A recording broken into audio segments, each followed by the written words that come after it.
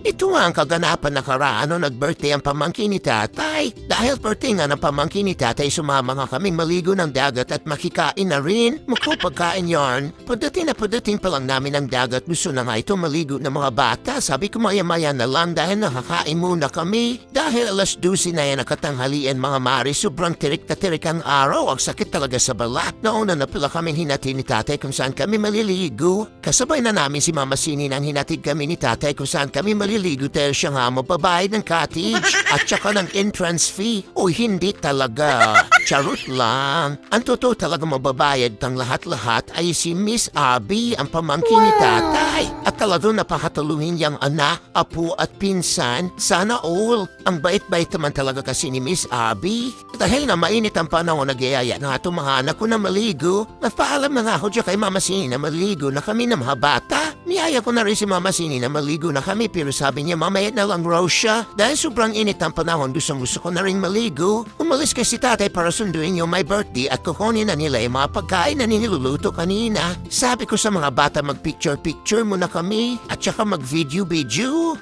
Haruya, hindi bagay. Hindi matatabla ng camera. Habang nasa tabing dagat kami, ang kukulit talaga ng mga bata nito. Sabi ko nga si Jico, haba kanilang maigi at baka pumunta ng dagat. At naku, delikado talaga. Pagbumat pa lang nga namin dito sa paliguan mga mari ay naku, mapapanganga. Ang ganda talaga ng tanawin. Nakaka-relax talaga ng isipan. Yung pakiramdam mo na mawawash talaga ng dagat yung dala-dala mong problema. At tingnan mo naman to si BBRR namin nag-posing-posing na. Naku, hindi ko maintindihan ko anong posing ba yan. Dinala ko na nga si Jacob dito sa tabing dagat. Naku, takot na takot nung madampian ng tubig lagat ang kanyang mga paa. At finally, dumating na rin sila tatay at ang birthday boy. Sobrang sasarap ng kanilang mga handa at inayos na nga nila ang kanilang mga handa. Kaagad na nga kaming umahon sa pagkakaligo dyan dahil gutom na rin kami. At syempre, bago kumain, kailangan mo na mag-picture-picture at saka kantahan ng happy birthday ang my birthday. Pasensya na nga pala kayo mga mari kung maingay yung background. Umiiyak-iyak kasi yung tuta na kapitbahay namin. Sobrang namimiss niya siguro yung mga amo niya at talagang maayos din ang kanilang pagkakahanda. May pachichirya pa. Astig nga raw sabi ng anak ko, hoy, mukhang chichirya lang. Pagkatapos namin kumain dyan mga mari, wala nang pahinga-hinga ay naligo na agad ulit sa dagat. Ay, minsan lang naman to ba?